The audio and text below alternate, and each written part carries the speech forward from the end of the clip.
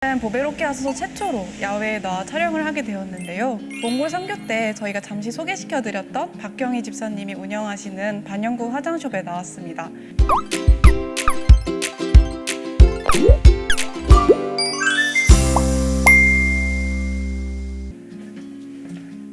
안녕하세요.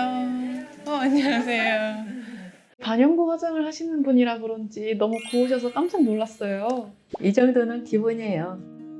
인생에 파란만장한 스토리가 있다고 들었어요. 책 한 권, 두 권, 세 권도 거뜬히 쓰죠. 두 아들을 낳고 셋째는 딸을 낳았어요. 태어날 때부터 담도 폐쇄로 태어나가지고 전대병원에서 한 달간 검사 받으면서 수술을 하게 되었죠. 근데 반응이 없고 계속 한 달간 빠지지 않고 지인의 소개로 서울대병원을 소개받아서 거기서 6개월 때 다시 수술을 했어요. 했는데 이미 간은 간 경화 상태이고 아이고. 간 대기자로 있었기 때문에 새벽 3시에 10살 때 전화가 왔어요. 네. 리사 잡고 간 11살 먹은 애기 부산에서 사는 받으려냐고. 그럼 이게 한 번 지나가면 또 오기가 힘들거든요. 그래서 네. 아직 안 받아도 되는데 그냥 예 하고 그 새벽에 출발해서 준비해가지고 가서 입원을 했어요. 18시간 만에 수술을 끝냈는데 저녁이 되니까 간 수치가 계속 올라가는 거예요. 2만 막 그렇게 올라가가지고 애아빠 거를 검사를 하게 되었어요. 수술을 했는데 경과가 좋지가 않았어요. 한 달기도 안 빠지고 애는 바짝 말라가지고 미라갔고 교수님이 찾아오셨는데 제가 땅바닥에 앉아서 울었어요. 한 번 더 검사해보고 조영수를 해보고 변화가 없으면 또 개복을 해야 한다는 그 말에 저는 정말 낙담이 되었어요.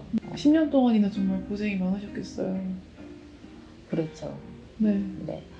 그래가지고 또 수술했는데 다행히도 조영술에서 그 담관이 막힌 것을 발견해가지고 그 담관을 떨어진 뒤로부터 조금씩 살도 찌고 항달기도 빠지고 그렇게 생활을 했죠. 다른 사람만 2주 만에 퇴원하는데 우리는 한 달 동안 있었어요.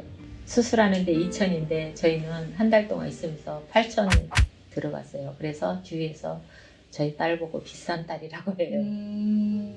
그래가지고 계속 옆구리를 떨어가지고 쓸개즙을 빼내는 과정을 몇 번 거쳤어요. 근데 그 옆구리 있는 데에서 세균이 들어갔는가 고열이 막 나가지고 네. 많이 나가지고 혼자 이렇게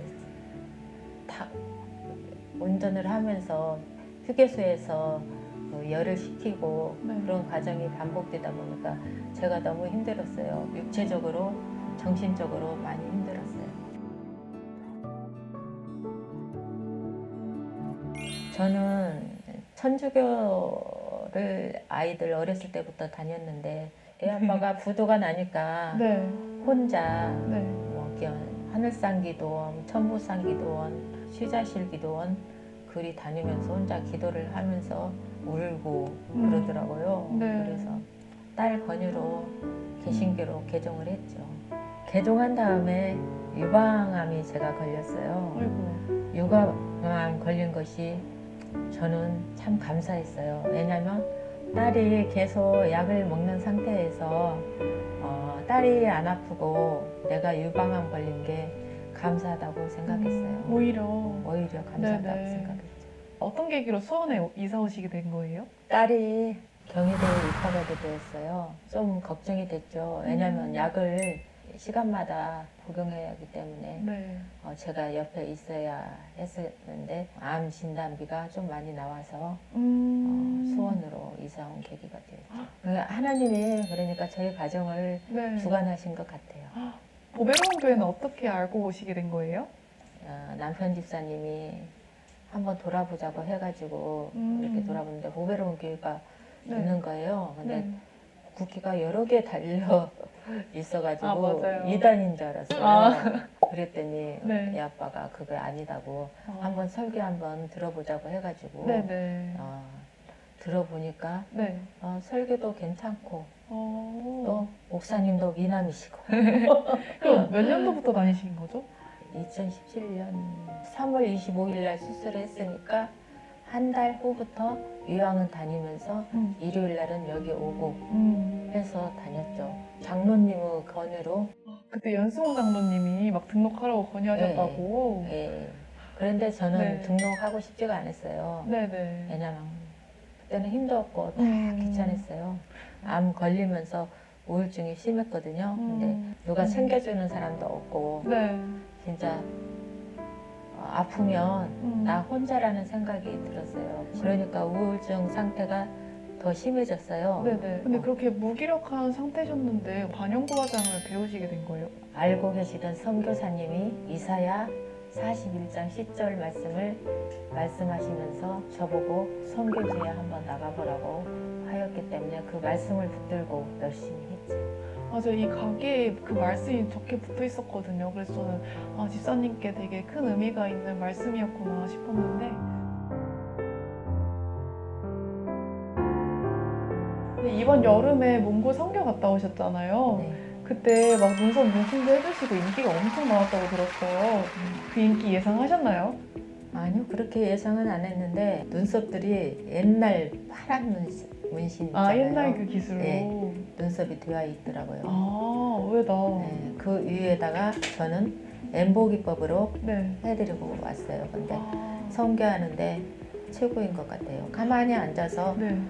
사람들이 스스로 오게끔 하면서 복음도 전할 수 있고. 교회에서 몽골 선교 가기 전에 우여곡절이 있었잖아요. 네, 가기 얼마 안 남겨두고 네.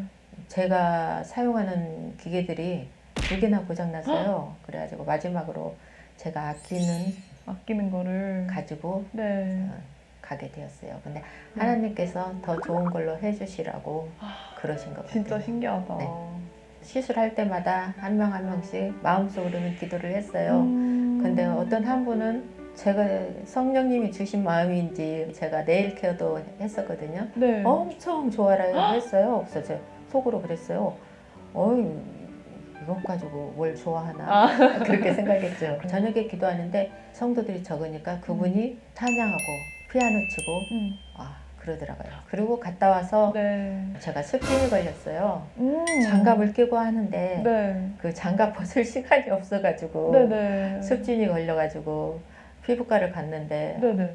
안과가 크게 보이는 거예요. 갑자기요? 네, 갑자기. 피부과를 갔는데 안과가? 예. 그래가지고 안과를 들렸는데 망막열공? 망막열공은 이렇게 40대 이후로부터는 전부터는 젤로 되어 있다가 망막 주위에 이제 물로 서서히 변하는 거예요. 근데 망막에 열공이 나면 그리 물이 들어가면 시력이 안 보이는 거예요. 그래서 습진을 걸리게 해서 하나님이 그 안과를 가게 해서 치료해 주신 것 같아요. 그러니 모르고 어떻게 그 선교를 안 가셨었더라도 안과를 갈 일이 없었을 테니까 그렇죠. 정말 큰일 날 뻔했어요. 그러니까 하나님은 공짜가 없으시면 될 것 같아요. 하나님이 내 편이시구나 그렇게 생각했어요. 선교 가기 전에는 이 눈썹 그리는 게 서툴 면이 있었는데 선교 가서 30-40명을 하고 나니 이제는 누구 못지않게 할 수 있는 그런 실력으로 변화시켜 주셨어요. 30-40명이나요? 예. 일주일밖에 안 갔다 온 거니까. 예. 근데 그 하는 도중에도 피곤함을 못 느끼고 즐거웠어요. 어머. 예. 그러면 제가 궁금한 게 앞으로도 반영구 화장 기술로 선교를 계속 나가실 생각이 있으신 거예요? 경제적인 면이 해결된다면 저는 갈까 해요. 또 다른 분들도 반영구 화장 기술로 선교 나가실 생각 있으시면 가르쳐 주실 수도 있는 건가요? 예, 무료로 가르쳐 주실 수 있는데 네. 재료값하고 기계 맞아요. 이게 좀 비싸다 예. 보니까. 비싸다 보니까 그건 자기 본인 부담만 하시면 얼마든지 가르쳐 드릴 생각입니다. 너무 좋다. 같이 선교하면 좋죠. 인생은 힘든 시기를 겪고 그 계기로 또 배우게 된 반영구 화장 기술까지 오늘 이렇게 들려주신 이야기가 많은 성도님들한테도 좋은 신앙의 자극이 될 것 같아요. 힘든 시기에 있는 성도들이 계시다면 제 삶의 나눔이 작은 희망이 되길 바랍니다. 얼마 전에 제가 읽은 책 중에 인상 깊은 구절이 있었는데요. 눈에 보이는 내 삶을 통해서 눈에 보이지 않는 주님이 온전히 드러나야 한다 라는 내용이었습니다. 오늘 짧은 만남 속에 온전히 주님만 드러나는 시간이었기를 소망합니다. 감사합니다.